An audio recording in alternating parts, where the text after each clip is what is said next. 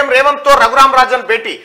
రాష్ట్ర ఆర్థిక పరిస్థితి మెరుగుదలకు పలు సూచనలు రుణమాఫీ అభివృద్ధి సంక్షేమం కొనసాగింపుపై చర్చ త్వరలో అర్చక ఉద్యోగుల సమస్యల పరిష్కారం అని చెప్పి సీఎం రేవంత్ రెడ్డి గారు చెప్తున్నటువంటి మాట రుణమాఫీ అయితే చాలా మంది అన్న రైతు బంధు పైసలు పాలసీ నిర్ణయం జరిగిపోయింది మీ పైసలు ఎక్కడికి పోవు మీకు రావాల్సిన డబ్బులు టంచనగా పడతాయి ఎవరు ఆందోళన పడాల్సిన పని లేదు నేను కూడా తెలుసుకున్న ఈ విషయాన్ని సీఎం రేవంత్ తో రఘురాం రాజన్ భేటీ రఘురాం రాజన్ ఎవరంటే ఆర్బీఐ మాజీ గవర్నర్ అంటే పెద్ద బ్యాంకు ఈ దేశంలోనే పెద్ద బ్యాంక్ అన్నట్టు కాదు